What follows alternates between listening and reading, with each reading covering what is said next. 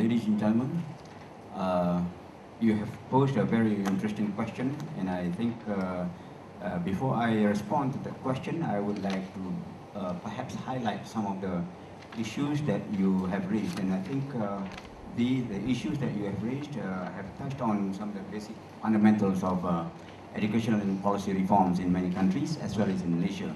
One of those things that you mentioned earlier was with regard to the four pillars of UNESCO's definition of education. UNESCO's definition of education under the DLOS Commission. There was a commission set by DLOS, organized by UNESCO, representing various peoples from all over the world, and they established the four principles: learning to know. Learning to know. The first one is learning to know, and the second one is learning to do, which is learning to know is to do with more with the cognitive domain, and the learning to do is more with the psychomotor domain, and learning to live together is more with the social relationships between individuals, between society, and that is very fundamental. And perhaps the last one was learning to be what we want to be, just as Maslow's theory of self-actualization. We have to be what we want to be. We ought to allow our children to be what they ought to be, what they want to be, what they aim to be. So these are very fundamentals. But in my opinion, I think I've written a book also on UNESCO, and it is in my bag. We have gone beyond that. We have gone those four stages, which means that yes, there are certain areas that we have got to beef up. But with respect to learning to know, this is where we are, and we have passed that stage, and we should be moving to another stage.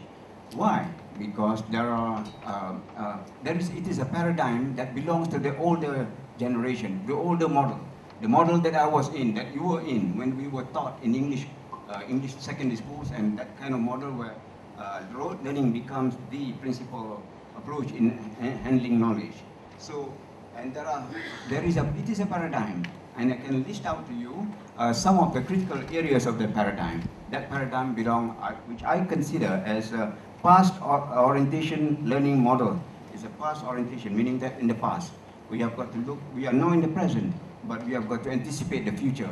The future will be very different from what you have we have indicated. You have indicated. So this is where, for example, when we talk about the past orientation of learning, it is very much content identification, focus on content of the subject knowledge, and therefore we learn. We studied physics, maths, history, geography, and we got A's. And I was identified to go to England at a very young age, at the age of 19, to go to England to attend the Teachers Training College, Binsford Lodge in England, Wolverhampton. So that was a period. But when I look back now, my goodness, the issue is I have been oriented towards learning about facts and memories. So this is another one issue. Whereas now we are in the stage of teaching learning model where teacher-centered information. Before it was definitely not student-centered, knowledge-centered, factual based. So this is where we need to move, and the next transmission of knowledge is different as it is now, as we can see from what you have elaborated very clearly in your presentation about the need for us the need for our society to be computer literate. But the future is going to be different. And our grandchildren, our children, now my own grandchildren, many of us, I've got grandchildren now, and they are now facing a different kind of world, and we are simply apart from their world, because it is very much student-centered. It's going to be student-centered, going to be holistic in the way they look at things, going to be multidisciplinary in the way that they approach ideas, and perhaps very much more integrated than being compartmentalized in the way that we have been handling. So this is a challenge that we have got to think, if it is in terms of content, if it is so there's somehow the change has taken place, and over the years we have got to consider the possibilities, the new possibilities. There are many other characteristics for the future which I have identified, and I think I will elaborate later on. Thank you. Thank you, Professor. I would like to switch to Professor Abu Bakar to seek his enlighten how our policy of KPI MQA impact on our teaching and learning training, as well as what makes good teaching and learning practice.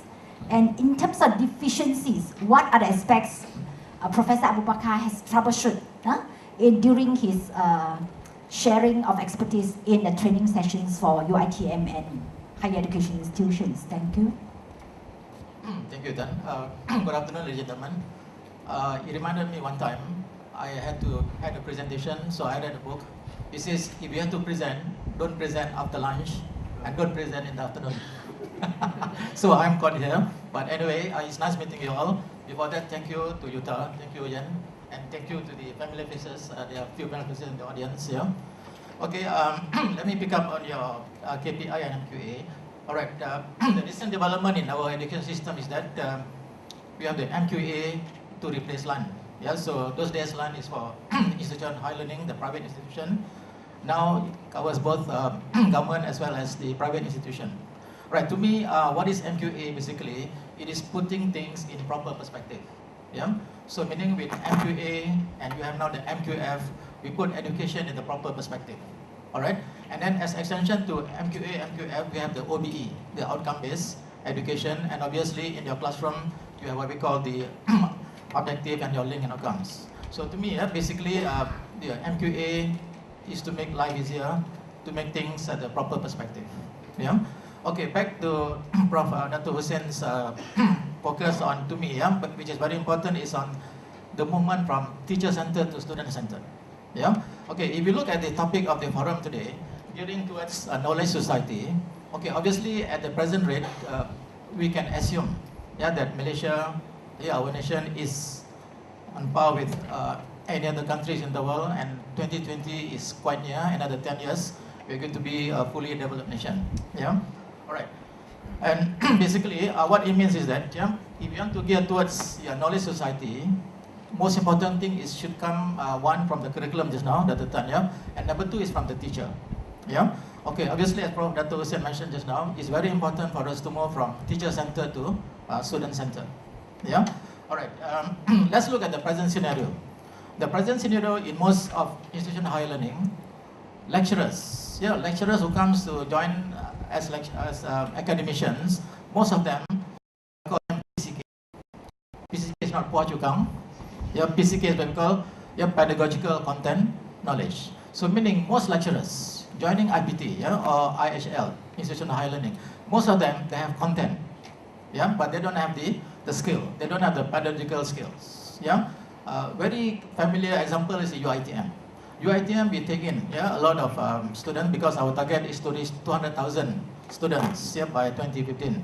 So that means we have to recruit more lecturers.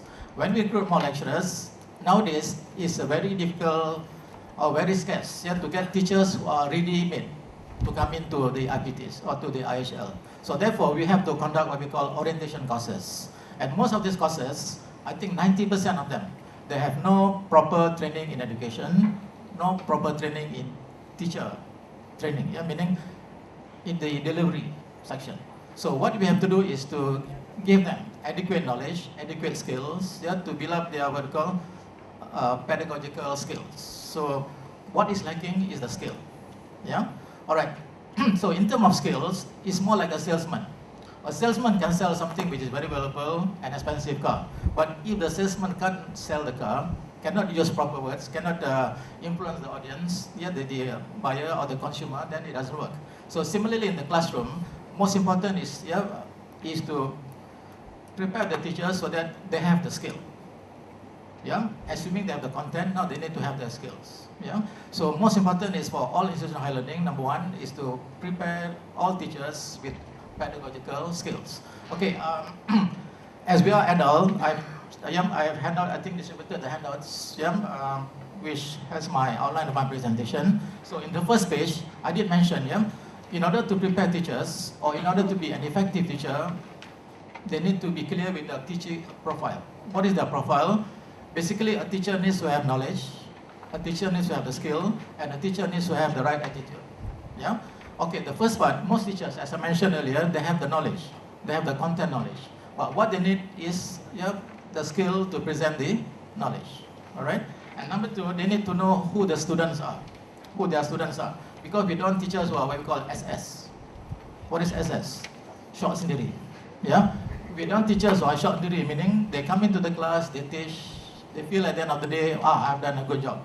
But most important, back to student center just now, what is important in teaching is not how well the teacher teach, is how much the students learn.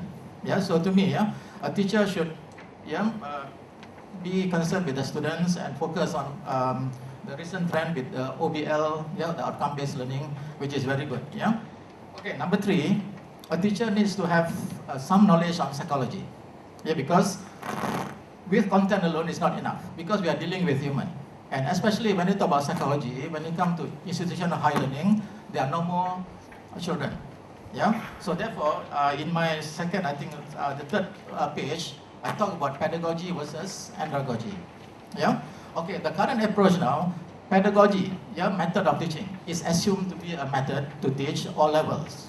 Yeah. But then those who know the specific term, peda means child. So pedagogy generally, commonly known as a method of teaching. But if you look into detail, pedagogy refers to the art of teaching children. Whereas if you are talking about institutional high learning, we are no more dealing with children, we are dealing with young adult as well as adult. And I believe some of your students are much older than you, right? So therefore, we have to move from pedagogy to what we call andragogy. Yeah? Okay, andragogy is the art of teaching adults. All right? Okay, let me quickly summarize the 5 assumptions of pedagogy first. Okay, in pedagogy, the teacher is considered as the expert. Teacher knows everything. I think most of you have realized that, yeah? If you have children in school, primary school especially, they come back, they say something, you think is it right, you correct them. Who would they listen to, you or the teacher? Obviously listen to the teacher, say my teacher is always right. Why? Because the assumption is that in pedagogy, the teacher is the expert, teacher knows everything. Number 2, teaching is teacher directed. Yeah, meaning everything is directed by the teacher. Okay, number 3, teaching is structured, meaning those days when I was a school teacher, how do we assess a good teacher? A good teacher is the one who can complete the syllabus in time. Yeah, if you complete the syllabus in time, that means you are a good teacher. I think the senior ones, they agree with me. Yeah, but that is not the case nowadays. Yeah, much more important is the students learning rather than the teachers teaching. Okay, number 4 in pedagogy, what is concerned is they learn because of something. They want to pass, they want to get good grades, etc. For that reason, if you parents especially in Malaysia with exam-oriented system, if your children are taking exams, the children are okay, but who is stressed? Who can't sleep at night? Not the students, not the children, but the parents. Why? Because if you pass a test, your future will be bright. Now with UPSR, PMR, SPM. With SPM especially, SPM is considered as matter of life and death. Your future, cerah, orang Melayu kata, your future will be bright if you do well in your SPM. Yeah? So therefore, learning is geared towards gaining something. And the last one, learning is what we call extrinsically motivated. Okay, how do you make your children learn to study to pass exam? What is the best way? To promise them rewards. Nowadays, those days, to me, when I get $50 for an A, is big enough. Nowadays, you're not talking about $50, you're talking about $500. Okay, you're in college, those days, when you pass, you get a watch or something, a pen, yeah? Nowadays, you're getting a car, a laptop, etc. So, for pedagogy, learning is extrinsically motivated. But then, most of you here, you are teaching at the Institute of Higher Learning, right? So let's look at quickly at andragogy. Okay, andra refers to male, so andragogy is the art of teaching male or men, yeah, in this case. Okay, so there are quickly 5 principles or 5 assumptions in teaching adult learning. Number 1, we assume that adult learners are self-directed. Why? Because they are mature, they are adult, they are supposed to be self-directed. So what it simply means that there is no more spoon feeding. If you are teaching in the Institute of Higher Learning, there's no more spoon feeding, no more giving handouts, no more this, no more that. Yeah, make sure they do inquiry learning, use the computer, etc. Okay, second one. When you get adult learners, like all of you, all of them are experienced, and chances are some of the